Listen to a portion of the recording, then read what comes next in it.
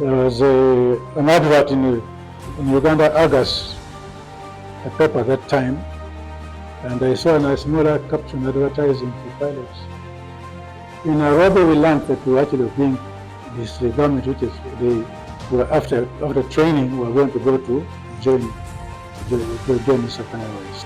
And the EAO reached the stage, it climaxed in 1976, where the Ugandan crew, captains at the time in particular, were not allowed to fly out of Nairobi.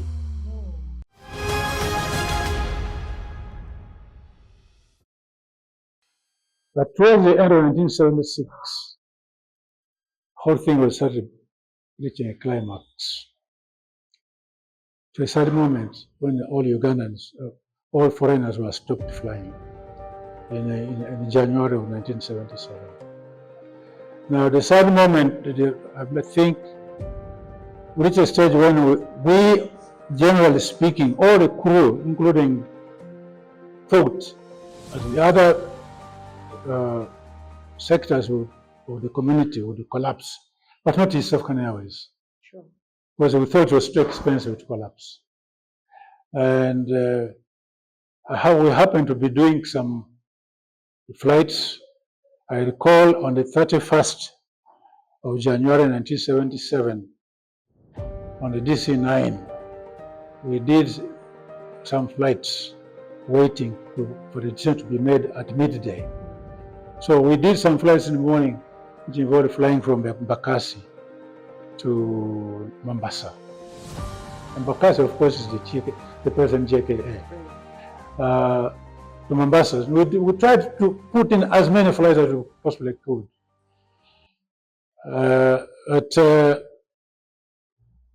We landed from Mombasa at around 11:30 a.m. into Bakassi, and we couldn't get up another further clearance. So we were asked to go to the headquarters, and the first thing they did was to ask for my identity card.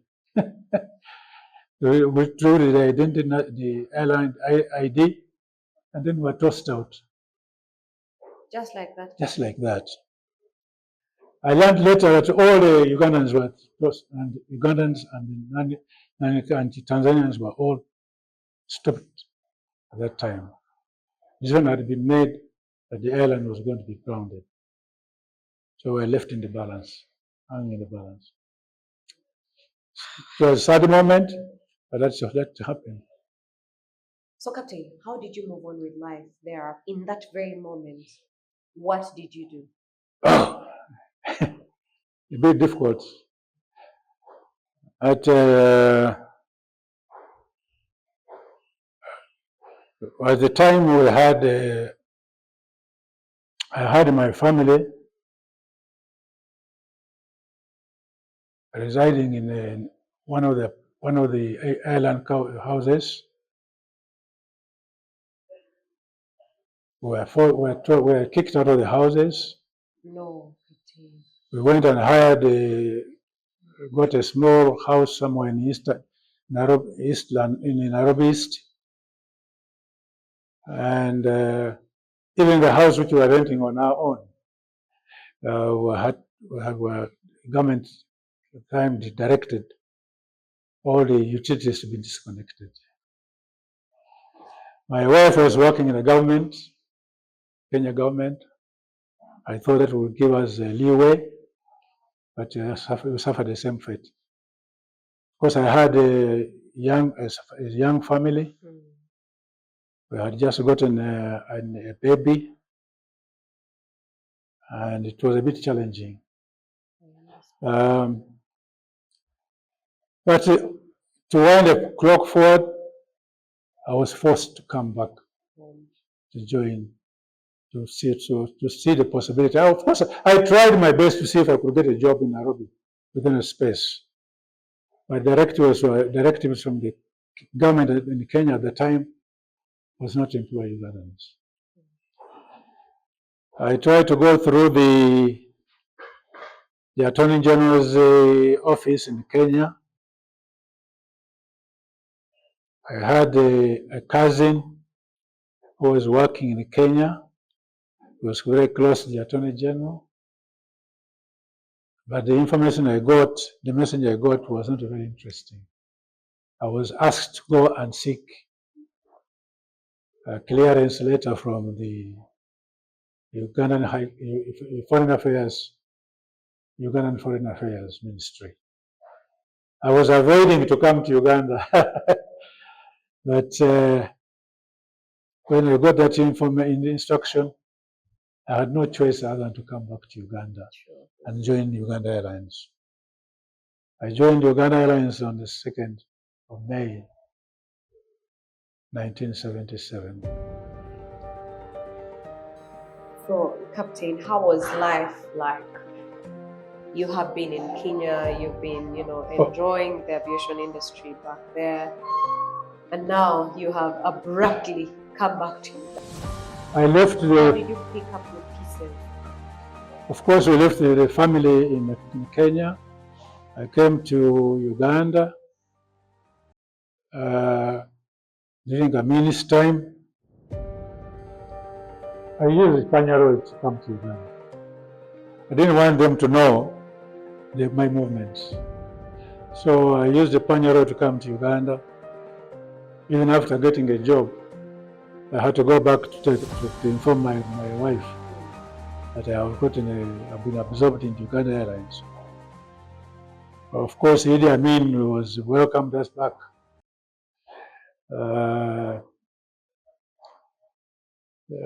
At the time, I was living somewhere in Kampala in the suburbs, which I didn't want anybody to know where I was.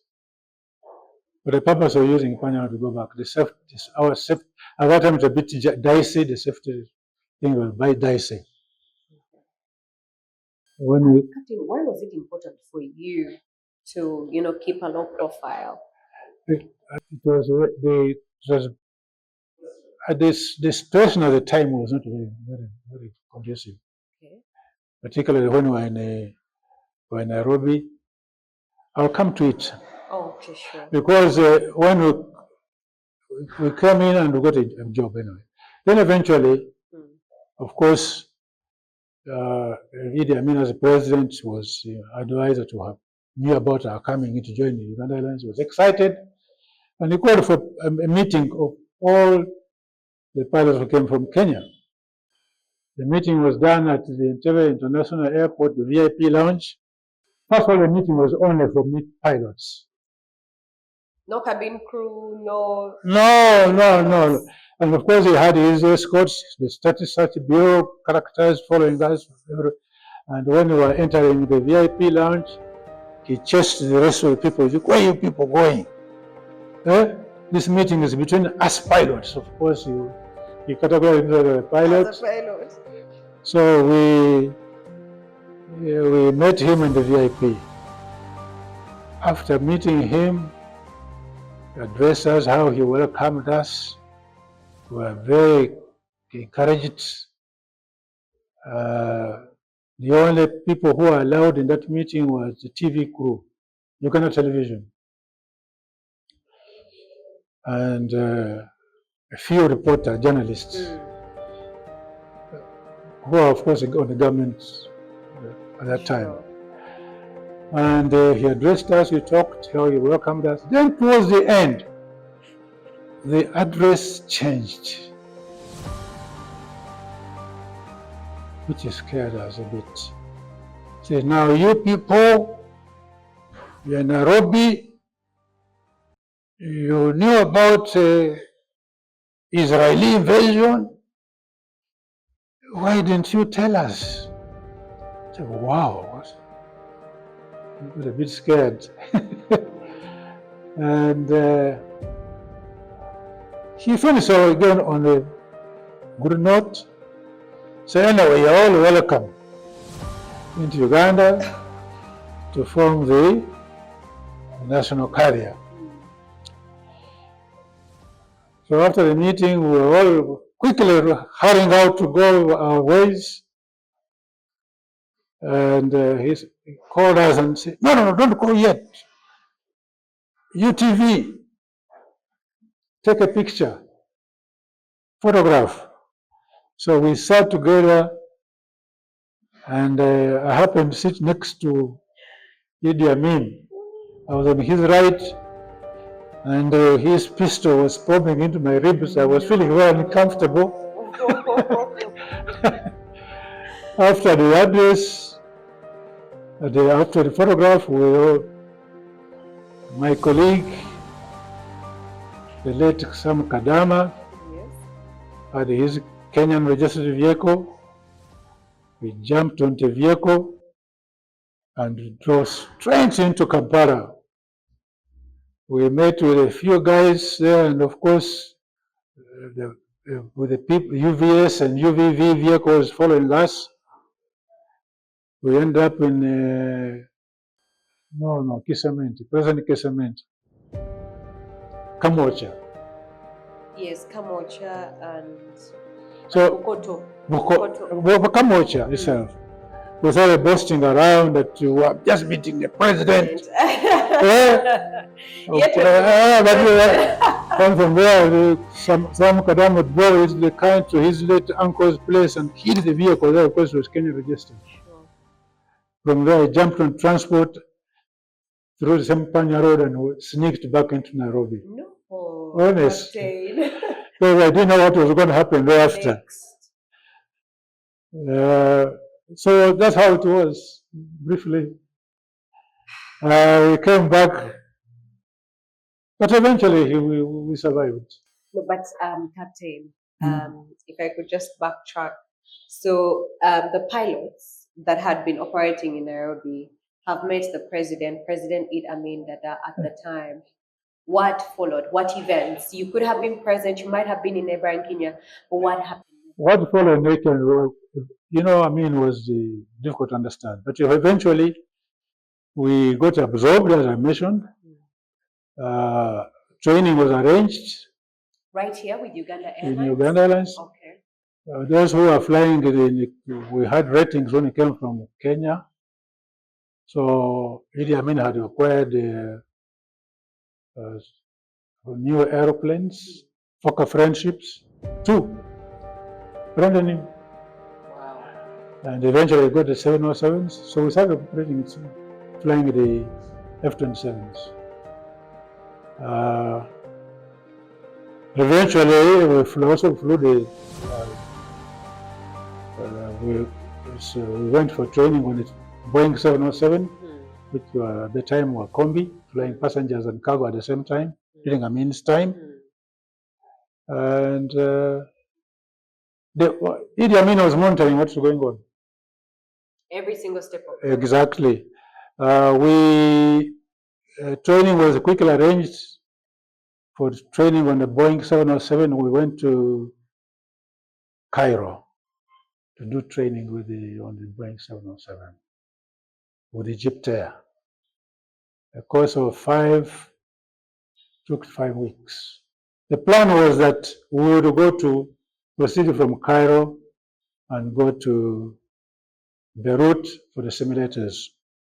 Unfortunately, it was not to be. I recall I was at that time I was the head, I was the in charge of the training, the people training.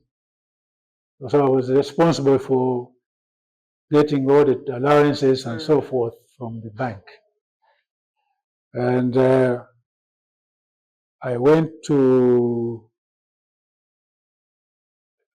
were booked on Egypt Air to go to Cairo. But in the process, at the headquarters in Kampala, I got in the traveler's checks for the rest of the crew, and my passport was stolen.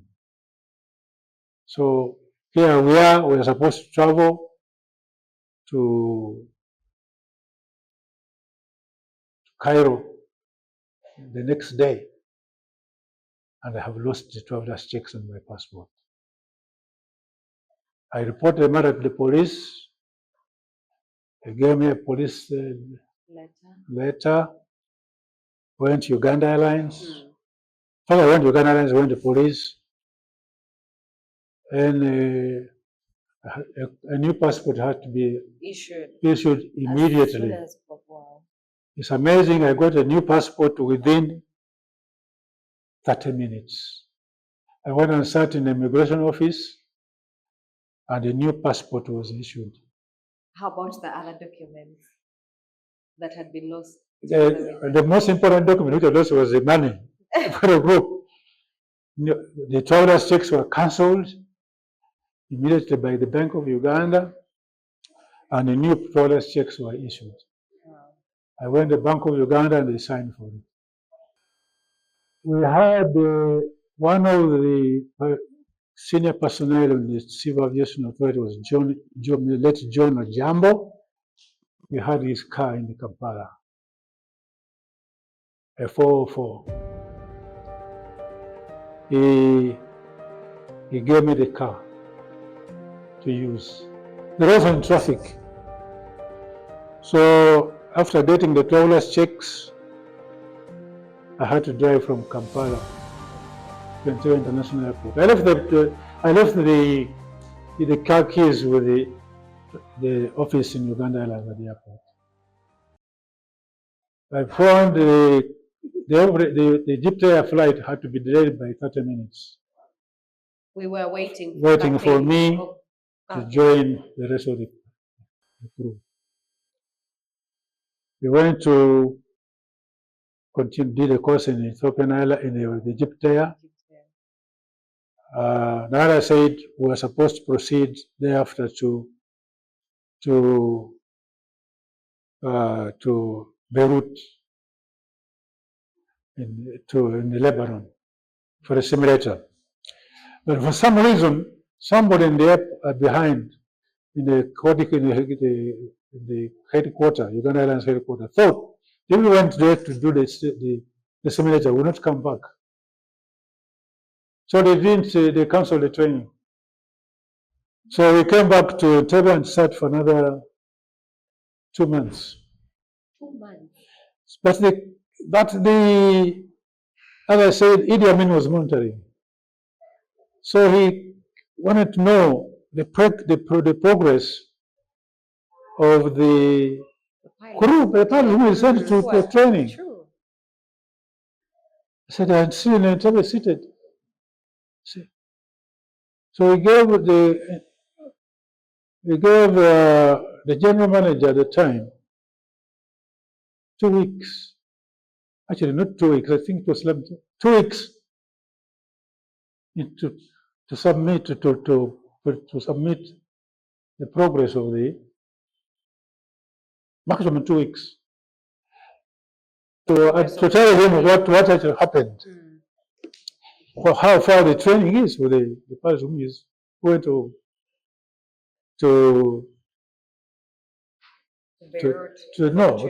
Cairo.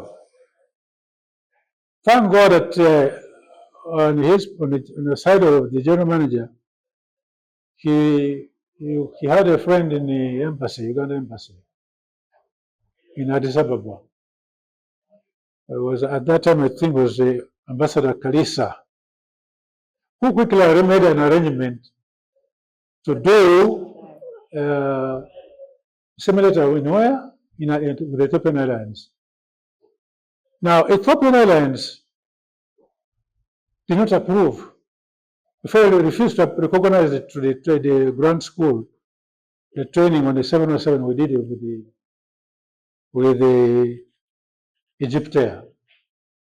So the whole group were forced to do another 707 conversion course in Ethiopian Airlines. Complete. We did it to the ground course for another 3 weeks of ground school with Ethiopian Airlines, and did a simulator with Ethiopian Airlines. It took a total of 5 weeks. On return to Uganda, the instructors we had were recommended to Uganda Airlines by Pan Am Airlines. They didn't recognize the training with Ethiopian Airlines. So we had to do another training. Now this time, aircraft training, as if we never did a similar training in Ethiopia. So they arranged for the two 707s to be flown to Dublin in Ireland. 2 weeks to do aircraft training, as if we never did simulator. We were forced to do 24 hours on aircraft training. And after the training, we were happy that we were satisfied. That's when it came on back and endorsed the aircraft on our licenses. And we continued flying 707s. So while that was happening right here in Uganda, Captain, what was happening in the other East African states where our pilots had been chased? This was what was happening here was purely because of Uganda, purely Uganda. But in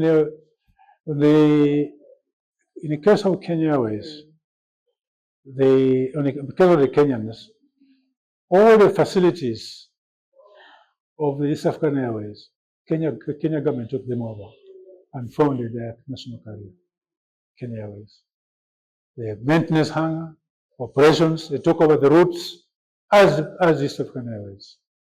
And they operated the place all the representatives left behind. And in Arusha, Tanzania? Tanzania was lucky when the East African Airways stopped, they had two Fokkers sitting in Tanzania.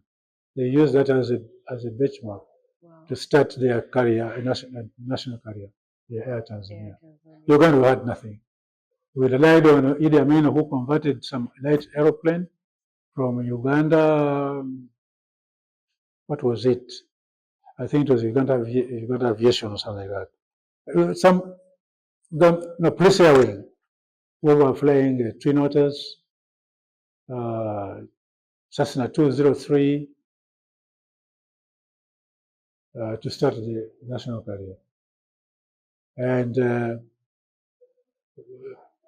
plus the new acquired Fokker Friendship and the Boeing 707s to start the Uganda Airlines. In Uganda at the time, really, it was more, remember that during Amin's time, they had the Northern embargo on the country because of Amin. But because the man, Idi Amin, loved the aviation and taking into consideration we were landlocked. So he used some third party to buy these aeroplanes, the Fokker Friendship and the 707s. He used a company based in Switzerland, I think it was a Ziegler Group, to acquire these aeroplanes. And now the entire crew, they used those few crew members who managed to come to Uganda. Of course, the rest, some of the Ugandan crew, plus pilots and engineers, sought jobs elsewhere. I recall Captain Roy and Captain Newman. Captain Roy ended up in Nigeria. Captain Babu ended up in Nigeria. Captain Newman flew in Zambia. And the ground engineers, aircraft ground engineers, also ended up in various places. A few came to Uganda. So primarily, we had to rely on the few who came who returned to Uganda because they had no choice. Ladies and gentlemen, that has been quite an insightful discussion. I have had right here with Captain Okweyo. There's very few of his stature that you'll actually get to find walking you through the history of Uganda's aviation sector, just like he has done. And that is the one reason as to why subscribing to our YouTube channel, The Aviation Blueprint, is one of the things you should put at your fingertips.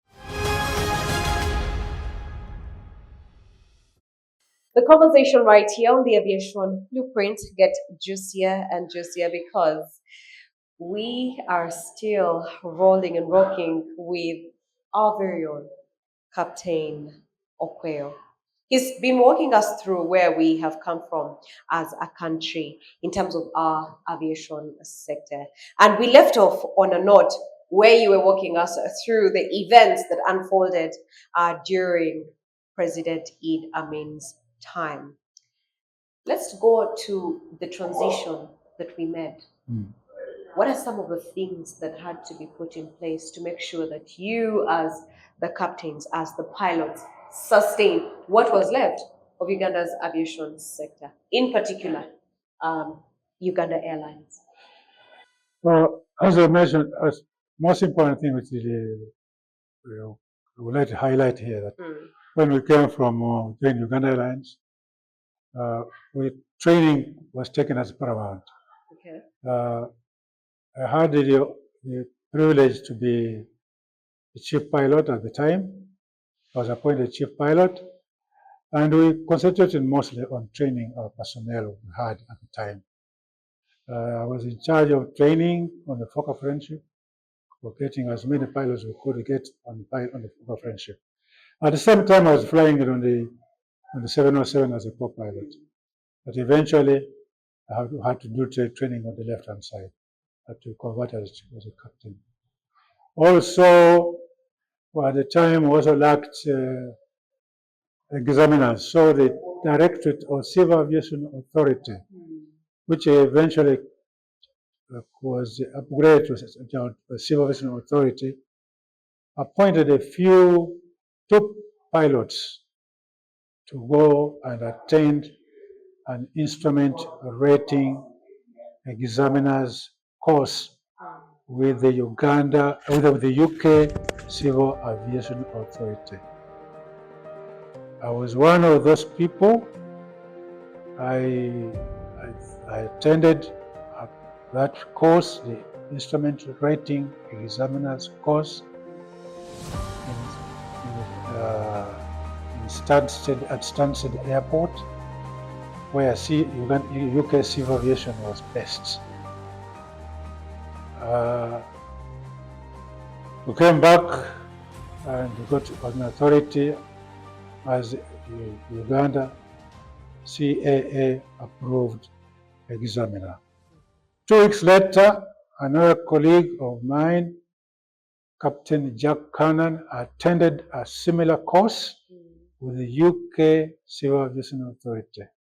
So we ended up with the 2 instrument rating examiners at the time. We also had another examiner who was from the Air Force, the late Captain Paul Babula, who was also an examiner at the time.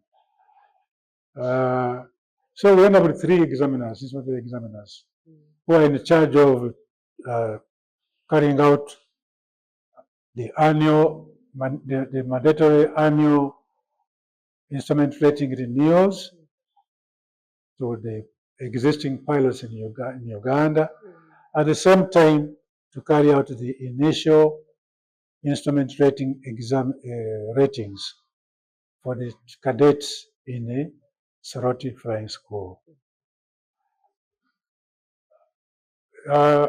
Also, we are in charge of training the pilots on aircraft training on the Fokker Friendship and Boeing 707 in Uganda Airlines at the time. In 1988, we had that mishap where we lost an aeroplane in Rome, and that forced me to do a rethink in my future career. I had a family, all of us had families to support, and that tragedy forced us to do a rethink about our future in aviation in Uganda. So I was forced to leave to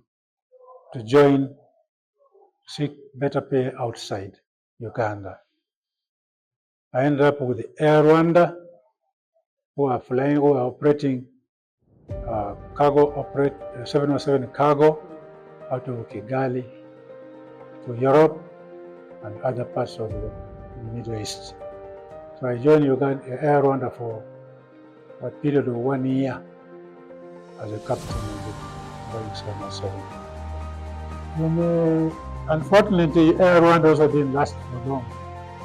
It was only there for 1 year, and we also had problems, and they wound up. That forced me to go seek jobs elsewhere. I ended up with Air Zimbabwe, where they placed an advert to all African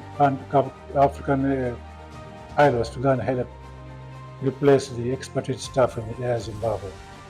So I ended up in the Air Zimbabwe and I got assigned up as captain on the Boeing 707. Now, we went through the condition in the Air Zimbabwe weren't very nice either. What are some of those conditions, Captain, if you don't mind sharing? Pay, salary. We were employed as captains on the 707, but the take home was very poor. I couldn't support my family, which was in Uganda. Sure. We had also other pilots who joined me, also from Uganda. One of those pilots was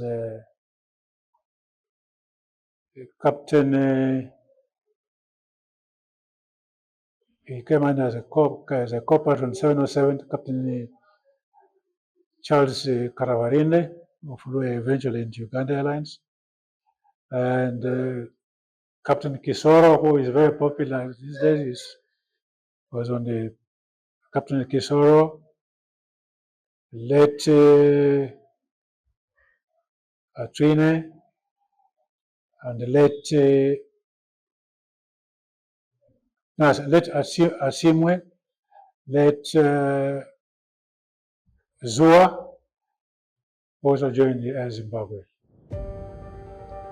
Eventually, because of the poor salary in Air Zimbabwe, I had to leave and joined NASA Air Cargo, where I flew as a captain in the 707, training captain on 707 and training captain at DC-10 until it collapsed.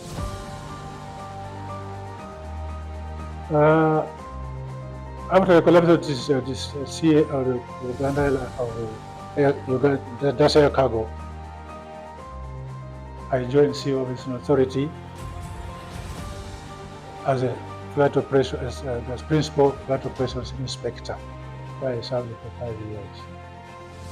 When I clocked 60 years of age, I was kicked out and joined Uganda Air Cargo again as a captain on the C-130. I first stayed in C-130 for 2 years and then I retired. But I still maintained advising young pilots. Sure.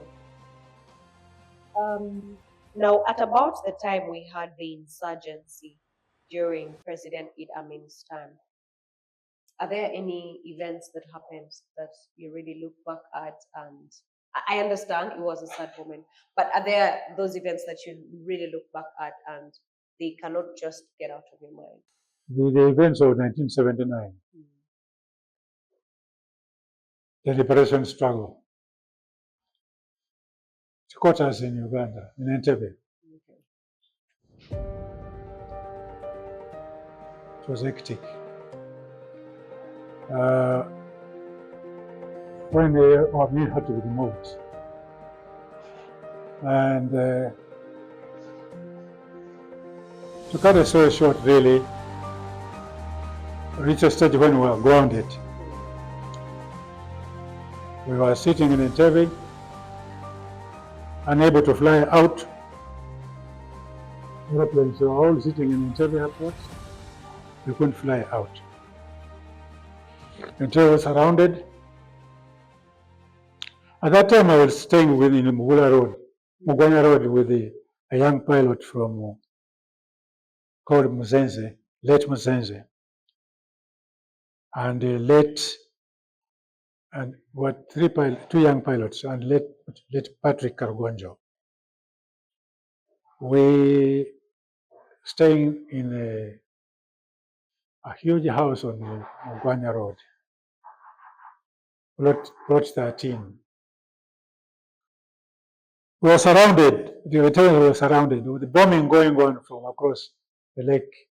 were, so we couldn't fly out. But airplanes were packed.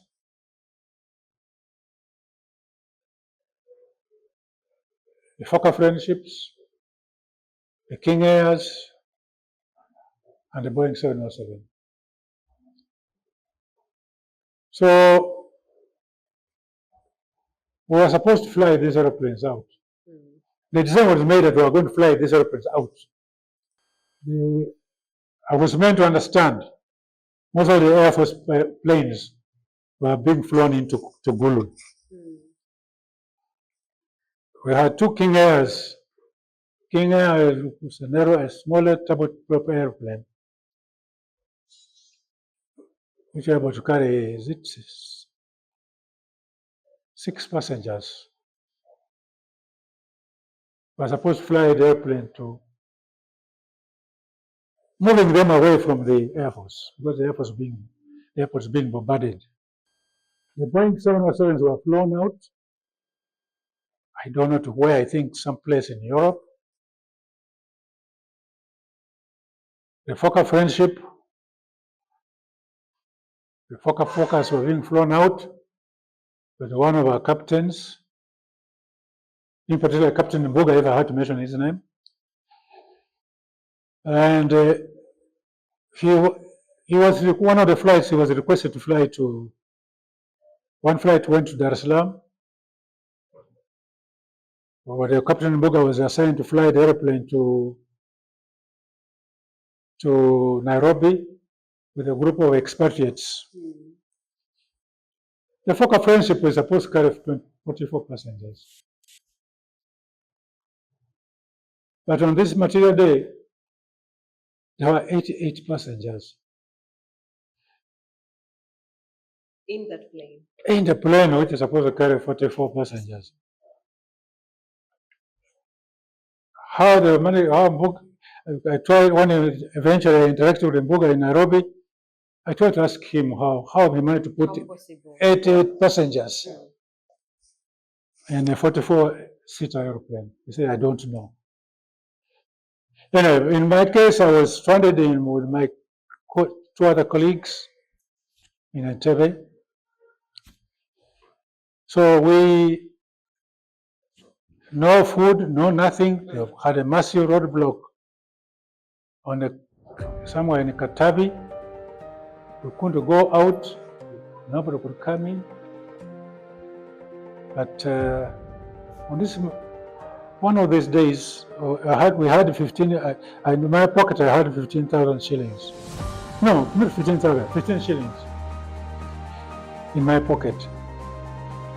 So I asked my colleague, my housemate, Moses, to escort me to the airport where I had my account in Uganda Commercial Bank. And we walked all the way from Mugwanya Road to the airport. On reaching the airport, we were confronted by soldiers. Ninyi watu, mnaenda wapi? So how come going to the bank? Which bank? Hii bank ilifungwa zamani. I said, what are you talking about? When? 2 weeks ago. Now how are we going to survive? So we started walking back, walked back to our residence in Mugwanya Road. After passing the gate to the Air Force, about 500 meters from the house, the long-range gun hit the Air Force.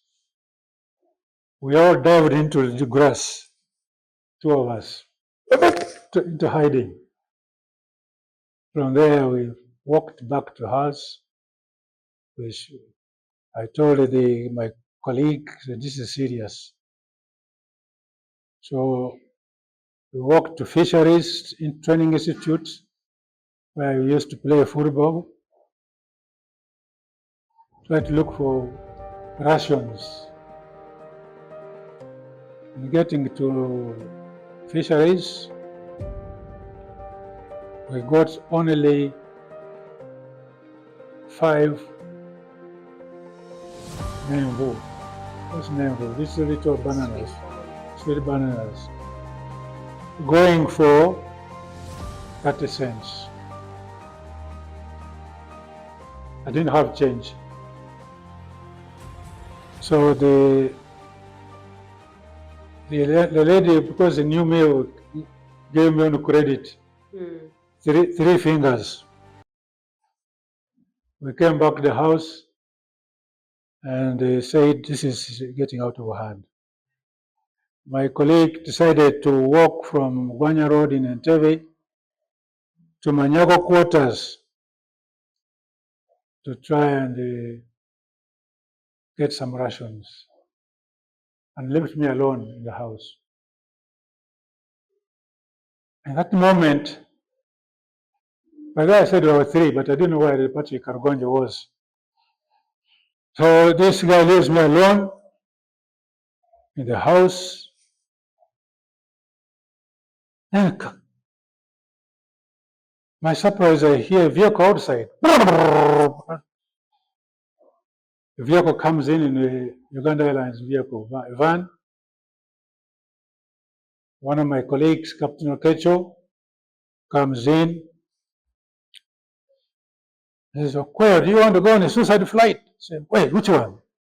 So I've been asked to fly an aeroplane from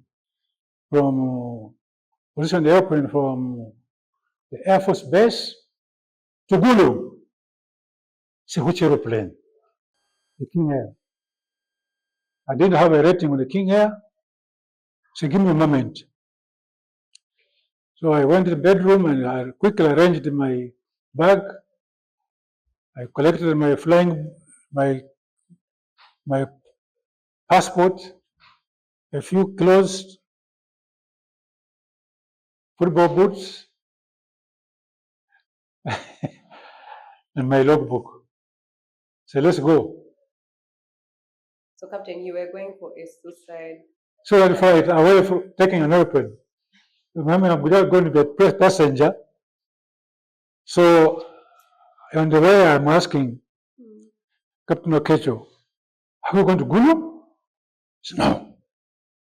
So where are we going? I haven't told them, but I'm not going to Gulu. I can't fly from one Air Force base to another Air Force base. I'm going to Soroti. So we took off waiting the airplane. He started the airplane. As I mentioned earlier, I didn't have any rating on that airplane. I'm sitting on the right-hand seat. I'm busy asking Captain Okweyo, which airplane are you going to use? Are you going to backtrack runway 1, 2, and then we take off going towards the lake? He's not answering me questions. He just banged on the power. Looking at the guy, what's wrong with this man? He's not answering me at all.